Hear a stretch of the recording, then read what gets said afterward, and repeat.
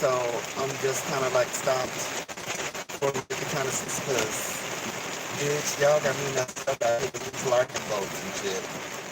Like I can't. What the hell? Oh my god, you guys.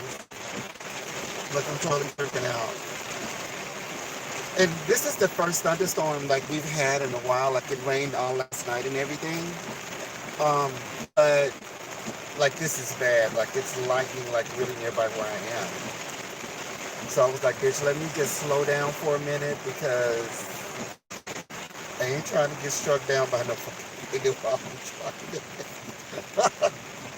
I'm like, oh my god, like, are you serious? Because I watched the weather forecast, Fox 16 or whichever one is local, and she said that the worst of the storm was out of the area, and by noontime, most of the rain will be out, out of Arkansas or whatever.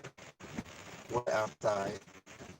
But I did not, like, when I got out of the shower, got the indoor animals all taken care of. And I came outside, bitch, it just like right on top of my damn head. Lightning bolts, rain. I ran under a little, covered shed or whatever to get in the car. And I was just like, bitch, are you serious right now? So I don't know, like it stopped now, so I guess I'm safe to go. Let me plug the charger back into the phone. It's still kind of lightning a little bit, but at least the hardcore rain stopped. Let's see if I can slow this thing down. It's on its lowest setting. Got these fancy buttons. Okay. My God. Oh. It's got to cut out. Probably. But we'll just get in the road and we can chat some more. My God, I just unbelievable.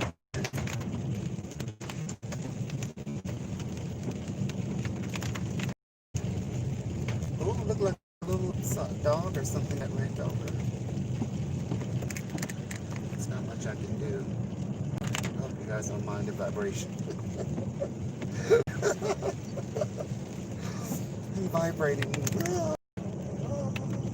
I'm getting.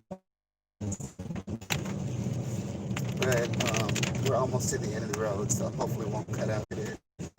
Every animal that I rescued has been here, with the exception of 3 puppies I have now. But hell, I had a pig at one point, and she had just like a dog. I loved it. But I had pigs as a child growing up, but they were more for my dad would sell them and slaughter them and all that. I didn't know because I was too young to understand, what all that was about. But this pig, she was definitely somebody's pet. Like she just acted just like a little dog. I kept her and fed her and took care of her until she died, and then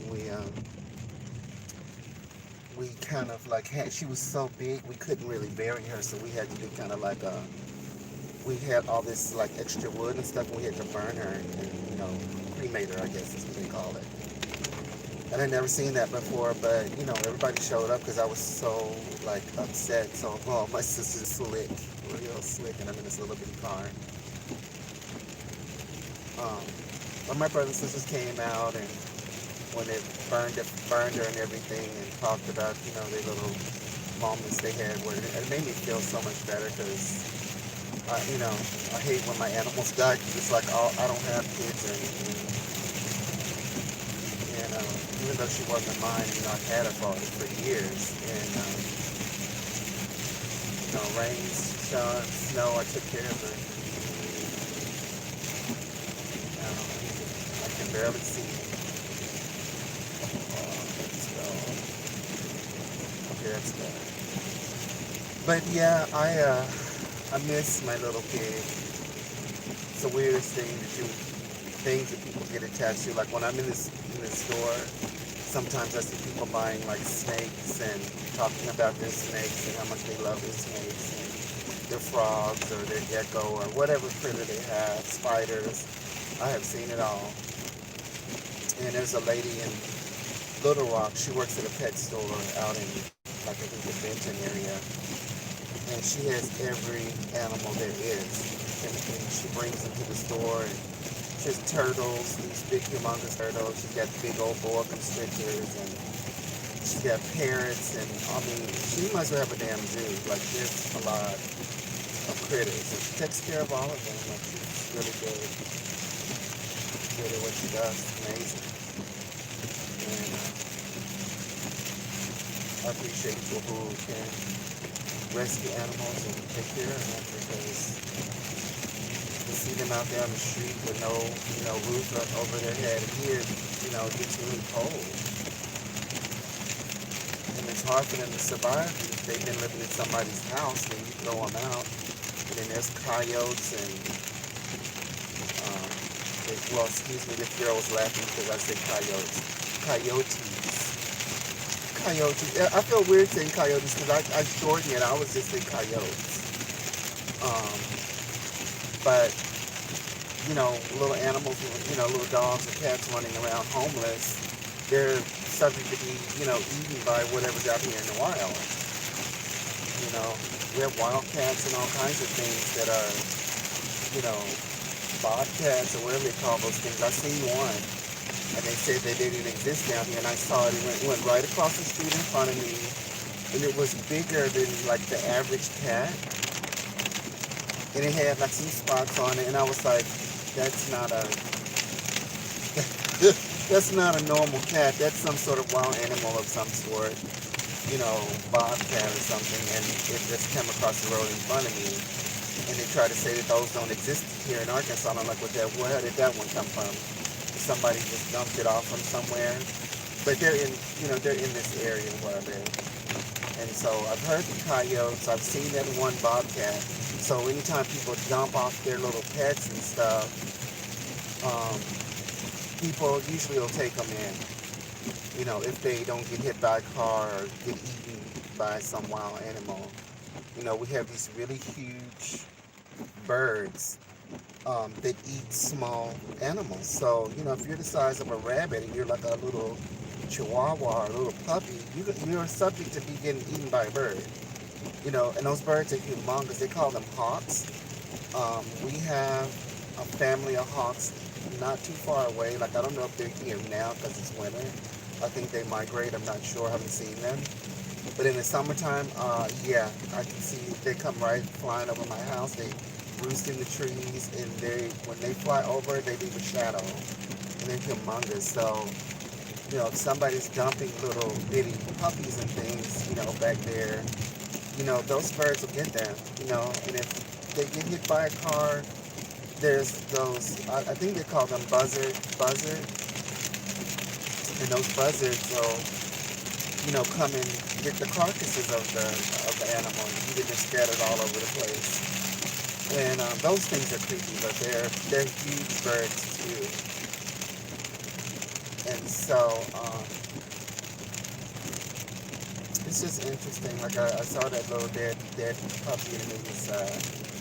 But I'm sure it's that my neighbor up the road. I think those are his animals because he never puts them on leashes or, chains them up, or he lets them loose out of the house and free to roam. He doesn't stay outside with them and they get hit because there's so much traffic. Like his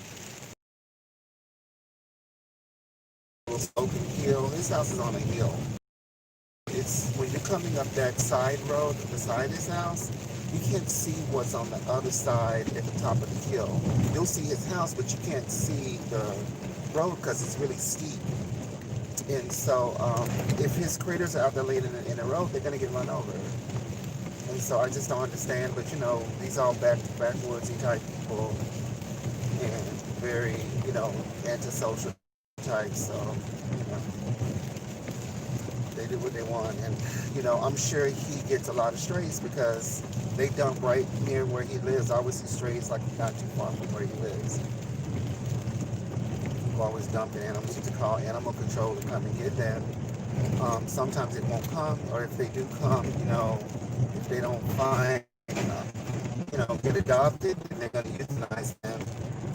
So it's just like, it's really sad all around. It's like just, you can't keep your pet, try to rehome them, find somebody who will wants a home for them, advertising, online. There's a lot of people online coming in stores all the time looking for, little pets to take home. They want to adopt. They don't want to pay, thousands of dollars for a purebred animal. And sometimes those animals make the best pets anyway because, they're mixed breed. They already live with one family. They just need somebody to pick up the reins and take them in and love them. And, I hate to see that, but it happens. They get hit by the car. And it's just sad. So anyway, I'm going out today to get some supplies, making more masks. And I'm wearing a shirt that I bought, a tank underneath this shirt. You see it, it's like a yellow shirt or whatever. And it was supposed to be a 3X. Excuse me, this is not even an extra large. Like, the tag says 3X, but this shirt is so damn tight I can barely breathe. Like, I feel like I'm wearing a corset. So I'm gonna probably go out and see if I can find some material, supplies to make my own tanks, because I can make this tank. This is very easy, simple, straight cut, and I can do that. And so I just want to try it to see if I can find some material to make some tanks of my own. I already have lace and all of that kind of stuff. I don't need lace. I just need some kind of stretchy tank material that's comfortable, and I can make my own, because I bought so many of those thinking that I would have a fresh supply of undergarments to wear through this winter month and summer months, because I always wear tank shirts because it gets really hot here. And then I'm the kind of person, I don't like to really not wear a tank or something, like be naked. I feel naked when I don't wear a tank, if that makes any sense. And I'm very like this all the time, closed off. And so I try to wear layers of clothes because I feel more comfortable like that. And so, tanks and cute underwears and stuff like that are essential when you're plus size. Just because you gain weight and you get fat don't mean that you don't want to be cute. And if you're a confident plus size person, I'm all about it, because my weight's been all over the board. I've been skinny, I've been fat, and nothing ever changes for me. And I'm already in the 50s club, and it's the same. Like, I just want to feel comfortable in clothes, and I'm the one who has to look at myself in the mirror. So I don't want something so tight that I can't breathe and all that. I spend all my money. I should just send the shirts back, but it's like a hassle. And so I figured, well, I'll just go out and buy some material, and I can sew up, 5 or 6 shirts and see how I do at the hand of sewing simple, little tank tops. And I'm trying to learn how to, put the bra cups and stuff into my garment, so I can lift my boobs up a little bit sometimes, because they're just sagging all the time. They're still perky, but look at me touching them. But they're starting to sag, and so I need something to lift them up so they don't be getting all that hangage and everything. And it's like so much underarm fat that's, boob. And so I need a welcome summer. So in the Philippines, girls in China, girls in America, all these young girls making, bras and making tank tops. And I watched a lot of those videos, and they give me inspiration to explore and try these things, because I didn't do any of this kind of stuff for a long time since I was in the theater. And even back then, I was making more period clothes. I wasn't making constructed clothes for casual. I was making clothes for the theater, period clothes and stuff like that. And so I learned how to do grommeting and hand beading and all the intricate stuff, but I never really knew how to cut patterns and make patterns from scratch. And so as an older princess, I'm learning those things now from just watching you girls on, and guys on YouTube, because there are boys out there making some fabulous things. I've been in touch with them on TikTok and following all these different people who make clothes, because I have a sewing machine.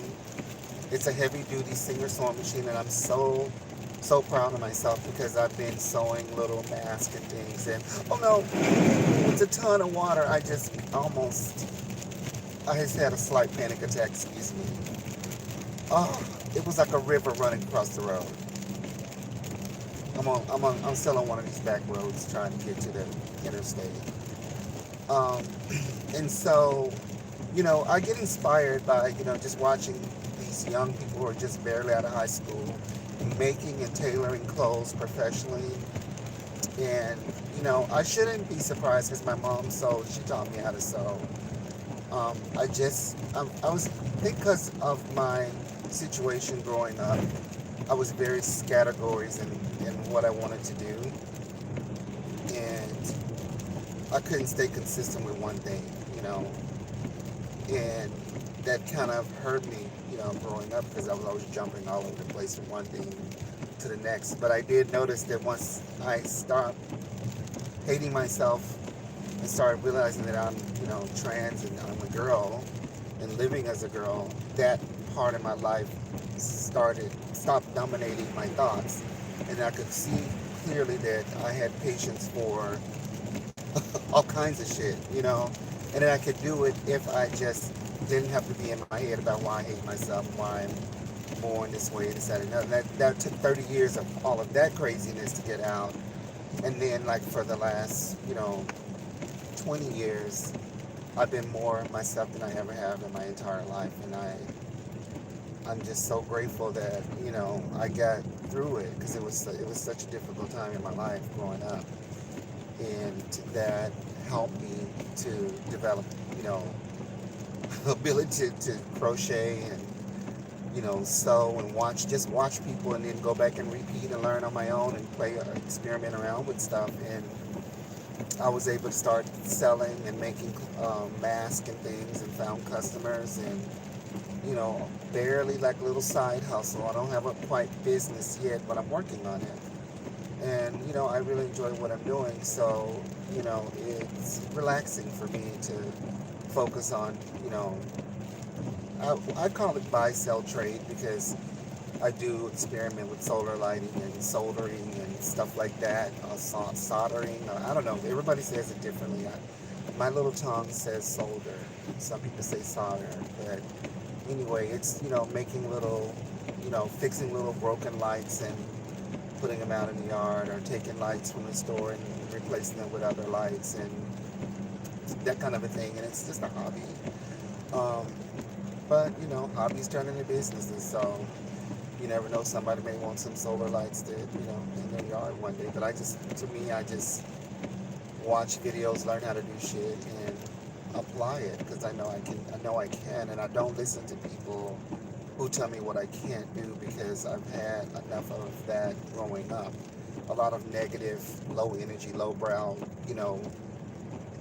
hatred towards me as a person. So I've embraced this side of my life and learned that, when people tell you you can't learn a language or you can't do this, to fuck them. Just don't listen to them and do you. And, take one step at a time. You're going to learn a whole language overnight. If your brain capacity is just day to day, it is what it is. If you don't feel like doing something that day, don't do it. There are no rules, over here. And I like that. All that structuring is good at, when it's time for structuring. But when it's your personal mental health and your safety and, your well-being, you put that first over, and just squeeze out all the negative energy. Sometimes you have to be by yourself and be away from people in order to hear your voice and hear who you are as a person, and know who you are, and don't listen to other people. And sometimes that's all it takes for you to tune into the earth and tune into yourself. Because let me tell you, I don't even know, how I made it this far in life. I just feel grateful, because telling you, it was not easy growing up like that. You know,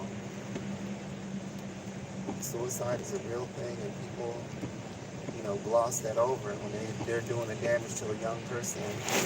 You're, ooh, this this man just sloshed the shit out of my car with his big old truck, and it scared me a little bit. Like, man, don't slosh me.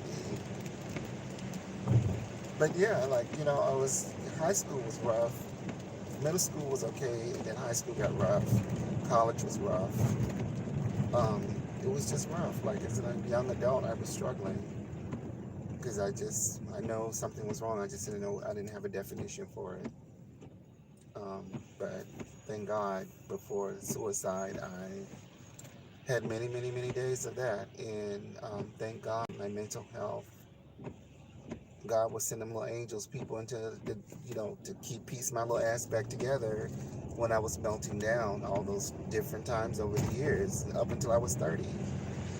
And then that's when I was really down in Disney World in Florida going through hell. Stuff, just my mental health was not all there. And people were just holding my ass together. And I loved the people who stayed in my life during that time because they didn't even know what was going on. They just like, bitch, come go with me here. And somebody called me out of the group. Come go with me. I'm just at home, just depressed as all outdoors.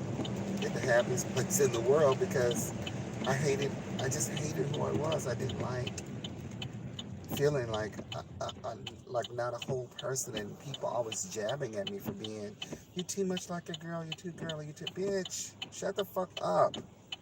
Let me do me. I'm just being, I can't undo who the fuck I am. Like, just all the time with that shit. And so I just wanted to die. Like, every day I just didn't want to live anymore. And right when I started contemplating pills and all kinds of shit, a real girl came into the picture, just popped up at the nightclub. I went up to the bar that night. She was there, and her boyfriend, I knew, he introduced her to me, and he asked me to hang out with her. I've told this story before, and I hung out with her. She couldn't really speak English. She spoke mostly Spanish, and I knew enough Spanish that I could communicate with her and stuff. And she told me in her broken Spanish, she goes, "You're a girl." I'm like, bitch, will you wake the fuck up?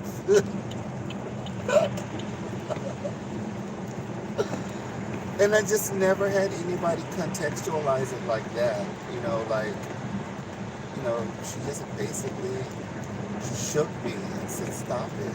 Like, you're not a boy." And I was like, "What do you mean?" Like, she just explained it. I was just like, wow. I'd never heard of trans or anything. I was just like, what? And it was a new avenue for me because I just had never thought of myself as a gay person. Like, I just could not seem to fit in with gay guys per se, because just the way they were, I was like, that's not me. Like, I know that's what people think. They want to mold me into that. Like, I always say that, and I never understood it. Like, I said to myself, why are these people always trying to associate me with, label me as this, that, and the other? And it was so rough growing up like that, because I knew in my heart, I was like, no, that is not my situation. I don't know what my situation is, but it ain't that. And I tried, like, when I first moved to Florida and I got around, it was like gay people everywhere at Disney. And they were nice socializing, but like out at the bars and out in the nightclub, nobody wanted anything to do with me whatsoever. Like, I tried so hard. I went to all kinds of bars with one of my friends. He took me to every gay bar there was in Florida, and I was uncomfortable the whole time. Like, I tried to feel comfortable, I just didn't. And I was like, what the fuck? Like, this is what everybody says I am, but I don't feel like a part of this group. I would see the drag queens, I would see, feminine guys, feminine girls, like, everybody's socializing and just having a good time, and I'm just standing in the corner, like, trying to make conversation, and people side-eyeing me. And I saw a guy that I really liked. I thought I would really get to know him. He basically told me to my face, he goes, "Bitch, you act too much like a girl."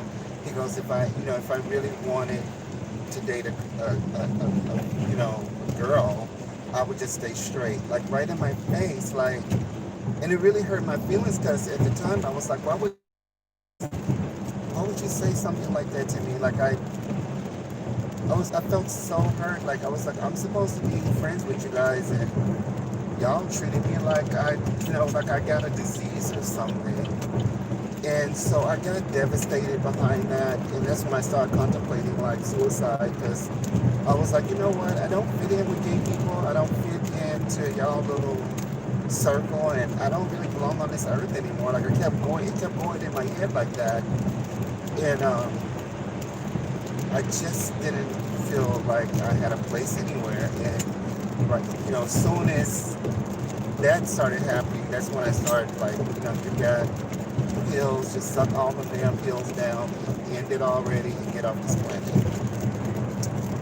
And I didn't do it. I just was thinking about it, and I knew it was coming. And I went out that night. So let me just get out of the house. I just want to get out of the house. I just feel so disappointed with. I don't fit in anywhere. Like I don't belong to these damn gay people, and I know I'm not a gay person, and I don't feel like how those guys act. They love their penises and all that bullshit. That's not me. And I just didn't feel a connection with anybody. I just felt like I don't belong. So when I went out that night and that boy came up to me, his name was Javier, and he introduced me to his girlfriend. He called her Aaliyah at the time. Me and her had hung out. That's when she told me. She's like, we hung out for about a week or so. We had so much fun, and then we were dressing up, and I just was, doing my usual. I used to just consider it like club kid type stuff, because at that time, club kids and stuff like that was real popular, but nobody was really doing that kind of thing in Florida. And so I just was doing me. Like I had an art background, a theater background, and I just was letting my hair down, going out to the bar, and I was the VIP person. And little I know, I was the VIP girl. And so it evolved, because then when I figured it out through her, I found the doctors and all that kind of stuff, and they were the one who diagnosed you, like they do blood samples and test you to see if you qualify. You have to listen to psychiatrists and all of this kind of stuff. I did all of that, and they were like, you are a candidate. You will make a beautiful girl. You're gonna probably marry somebody rich. Like they went through that whole rigmarole with me, and I couldn't believe it. Like I finally, for the first time, I actually saw myself. And once you really come out of that kind of fog and you see who you are as a person, there's no turning back. Like I realized, bitch, you better not kill yourself. Like there's no way. I didn't know that there was, I wasn't a pioneer of anything. There was many trans girls in the world. I didn't know that until I met that doctor. And they were right at my job and right around there where I worked at.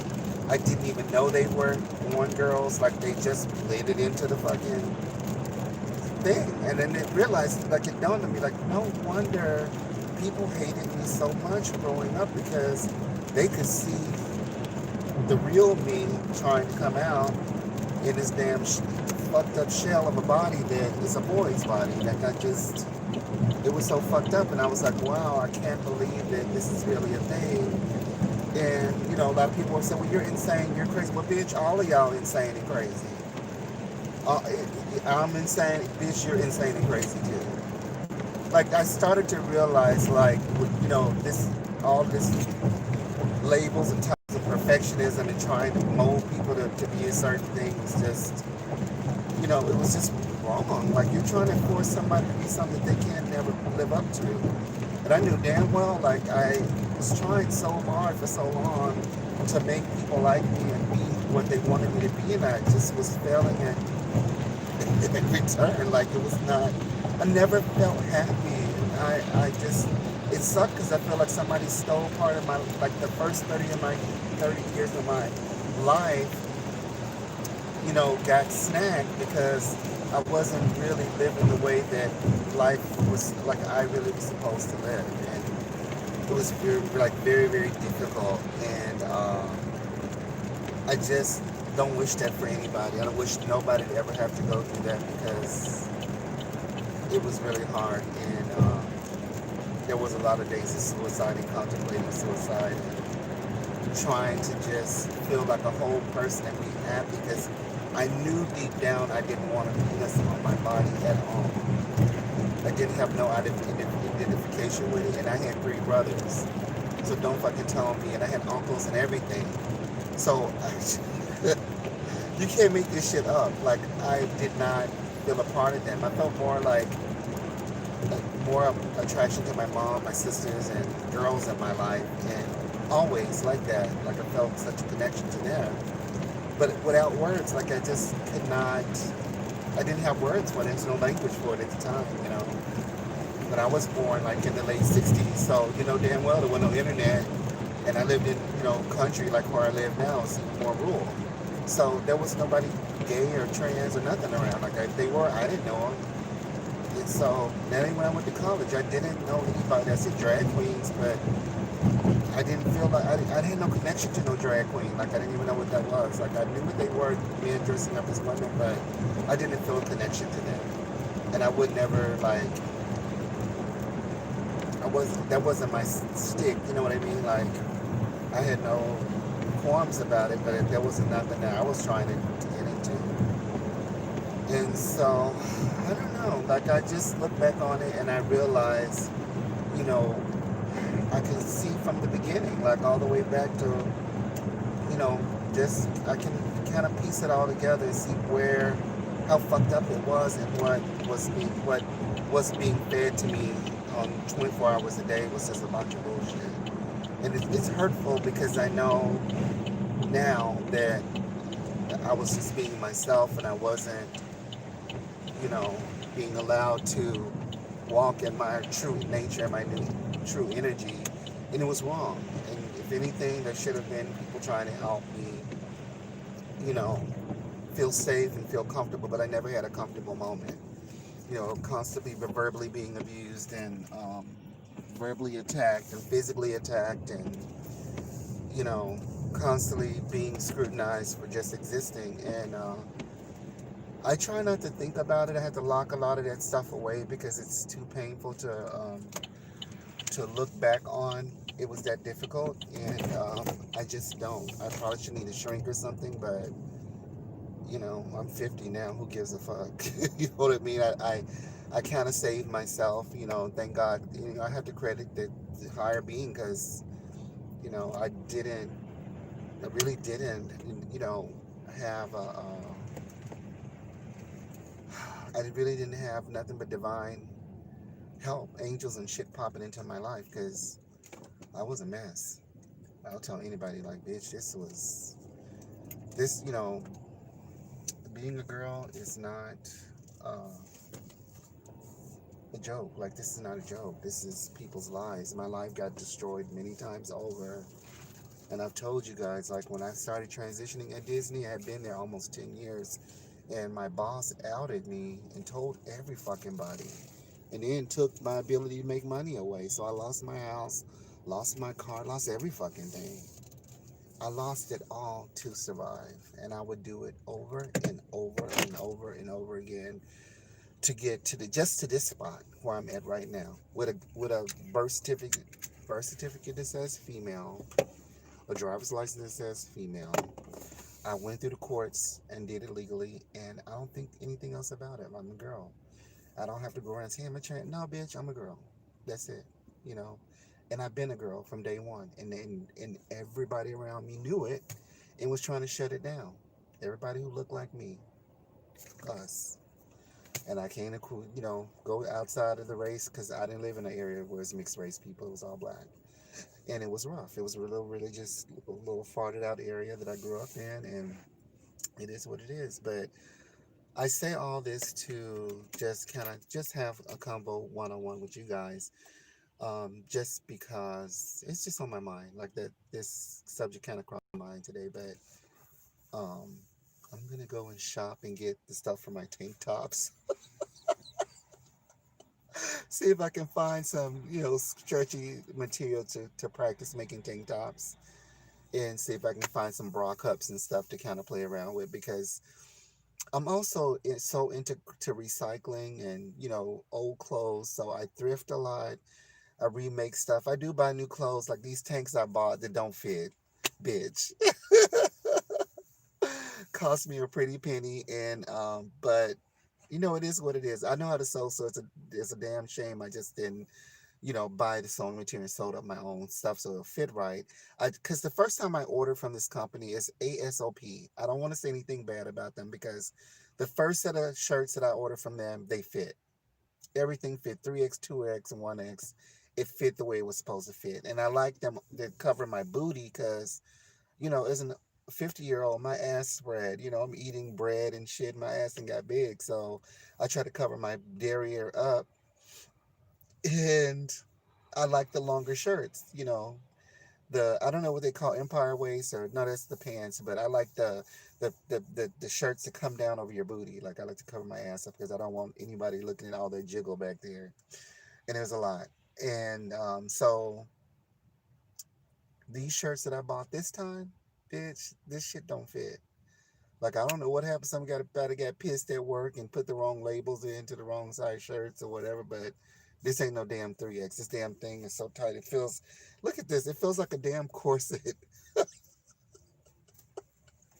Can't.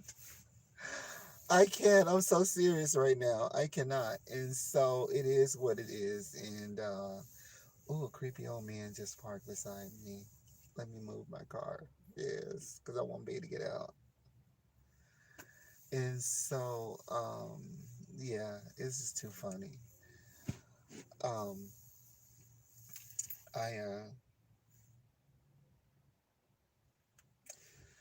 I don't know. I just want my clothes to fit. I just want my clothes to fit. But anyway, let me get in here. I'm gonna put my mask on and go inside this store, and I will probably come back later on and chat if I feel like it. But I just want you to kind of like let it marinate. Leave a comment below. Please like, share, and subscribe. Um, it's a rainy, yucky day, so it is what it is. But I'm still smiling, and this is conversation between me and you, just me and you. And I hope that I give some people some insight into my life, which I really, I do talk about it a lot in bits and pieces, but today it's on my mind, so I just want to put that out there along with shopping supplies. I need to make more masks and stuff, so let me run in here real quick and get back so I can get back home to my babies and get to sewing. Bye, everybody. Bye. So long, farewell, auf Wiedersehen, goodbye. Adieu, adieu.